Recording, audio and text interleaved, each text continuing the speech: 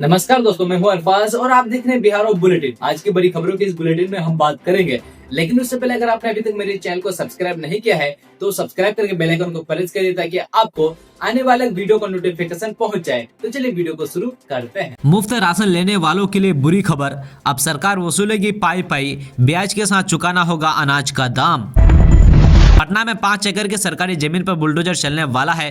पटना के DM doctor Tyagarajan SM ने आदेश जारी किया है। इसी आदेश के बाद सदर अंचल कार्यालय की तरफ से उन लोगों को नोटिस भेजा गया जो अभी इस जमीन पर रह रहे हैं।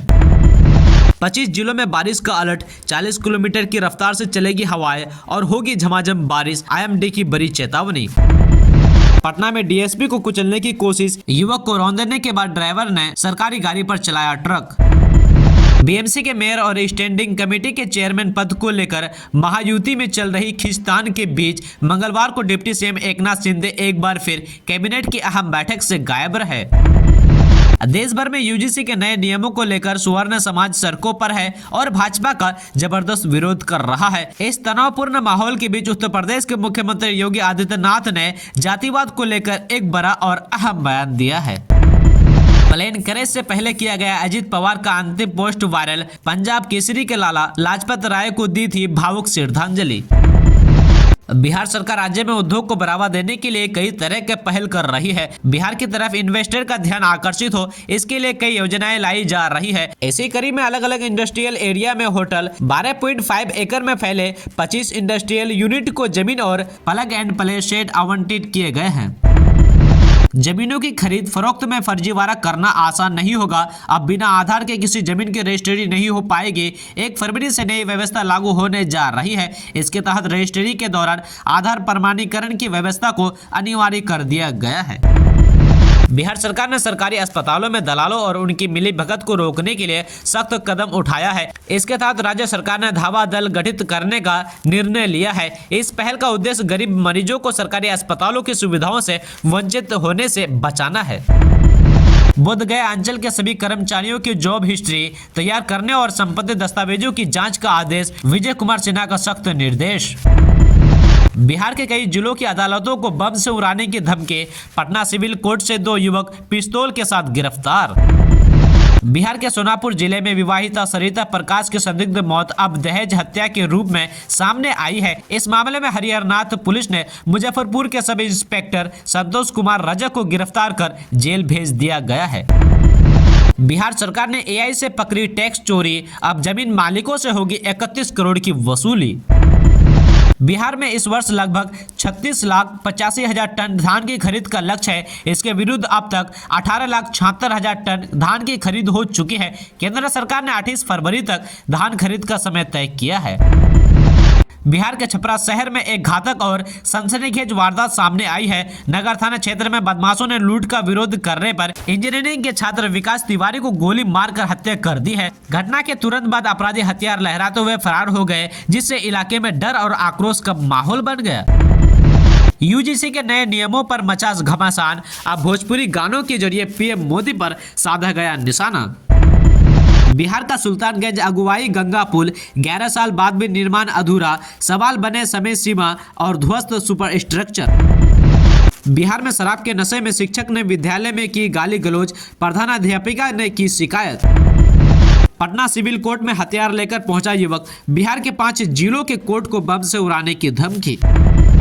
गलती से नाम हटा दिया सर, रासो कर्मचारी ने मान ली गलती, विजय सिन्हा ने कहा खुद वेतन से 4 साल के आवागमन खर्च का करे भुगतान।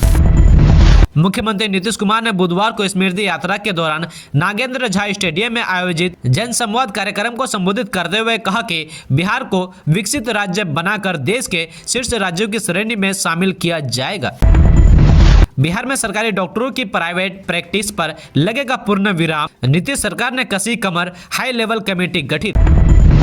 सड़क पर मौत का तांडव, तेज रफ्तार ने छीनी 2 जिगरी दोस्त की सांसें, पिकअप की टक्कर से 2 और जख्मी।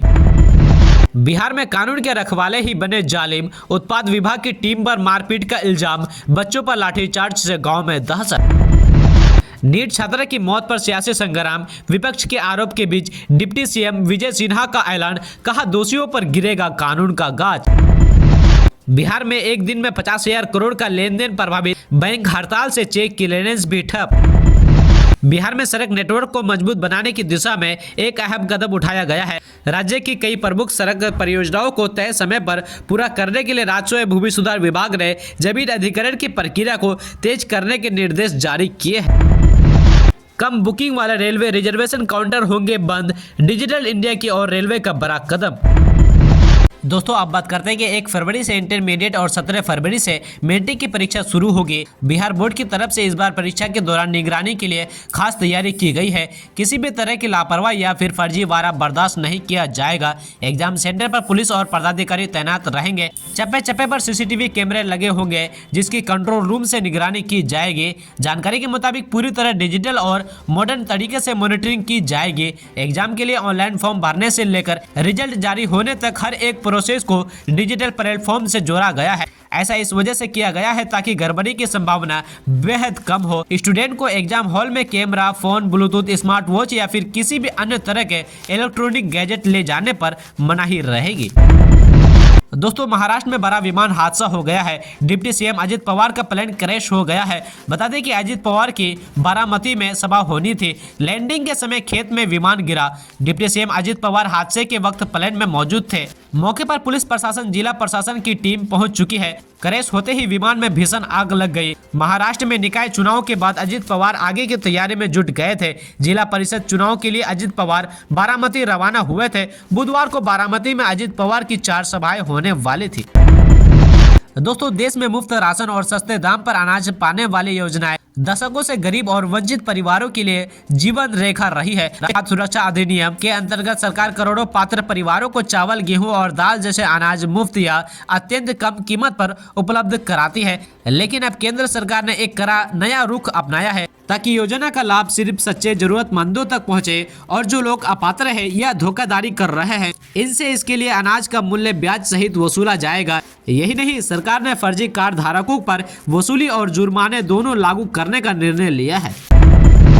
दोस्तों विश्वविद्यालय अनुदान आयोग यूजीसी ने हाल ही में एक अधिसूचना जारी की है जिसके मुताबिक सभी यूनिवर्सिटी, कॉलेज और उच्च शिक्षा संस्थानों को अपने संस्थानों के अंदर एक एक्टिव कमेटी बनानी होगी। यह कमेटी उस संस्थान के अंदर एससी, एसटी या ओबीसी कैटेगरी के छात्रों, शिक्षकों या गैर शिक्षक कर्मियों के साथ होने वाले भेदभाव से जुड़ी शिकायतें सुनेगी और तय समय सीमा में उसका निपटारा करेगी। देश भर का स्वर्ग समाज यूजीसी के इस नए नियम का विरोध कर रहा है। बड़ी बात यह है कि जिस संसदीय समिति की सिफारिश पर यूजीसी ने यह कानून बनाया है उसके अध्यक्ष कांग्रेस के वरिष्ठ नेता दिग्विजय सिंह है। उनके साथ इस समिति में कुल 30 सदस्य हैं जो संसद के दोनों सदनों के सदस्य हैं। इनमें कई भाजपा के सांसद हैं और स्वर्ण समाज से आते हैं।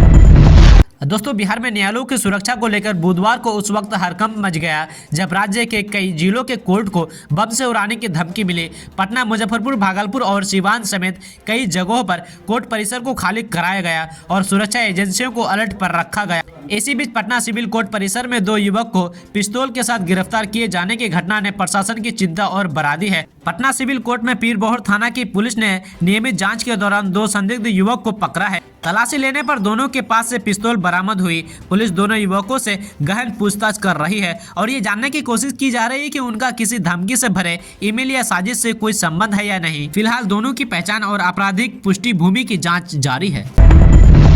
दोस्तों बिहार में आर्टिफिशियल इंटेलिजेंस यानी एआई तकनीक का इस्तेमाल कर सरकार ने कई जिलों में करोड़ों की टैक्स चोरी पकड़ी है। 3 महीने पहले राज्य के कई जिलों में एआई की पहचान के बाद हुई दस्तावेज की जांच में यह खुलासा हुआ है। निबंधन के समय जमीन और भवन के मूल्य में आकलन में गड़बड़ी कर ये टैक्स चोरी की गई। निबंधन विभाग के सचिव ने चिन्हित 838 दस्तावेजों के आधार पर अभिलेखधारियों यानी जमीन मालिकों से 31 करोड़ रुपए की वसूली का आदेश दिया है। दोस्तों बिहार में 17 विशिष्ट व्यक्तियों को सुरक्षा प्रदान की गई है। सरकार ने एक बड़े फैसले के तहत राज्य के विशिष्ट व्यक्तियों की सुरक्षा को देखते हुए यह फैसला लिया है। 17 विशिष्ट व्यक्तियों में 10 ऐसे भी लोग शामिल हैं जिन्हें पहली बार सुरक्षा प्रदान की गई है। बिहार विधानसभा में नेता प्रतिपक्ष तेजस्वी यादव की एक्स श्रेणी की सुरक्षा को बढ़ाकर अब Y+ श्रेणी कर दिया गया है। उनके साथ भी एक एस्कॉर्ट व्हीकल रहेगा। वहीं लोकसभा सांसद विवेक ठाकुर की सुरक्षा अब Y श्रेणी के बजाय Y+ श्रेणी की होगी। दोस्तों यूजीसी बिल को लेकर सोशल मीडिया पर भारत के प्रधानमंत्री नरेंद्र मोदी के खिलाफ आपत्तिजनक एवं अभद्र टिप्पणी करने के मामले में पुलिस ने बड़ी कार्रवाई की है। सारण जिले के अमनौर थाना क्षेत्र के सलखुआ गांव निवासी विजय कुमार पांडे के पुत्र गजेंद्र कुमार पांडे को बिहार से बाहर दूसरे राज्य से हिरासत में ले लिया है।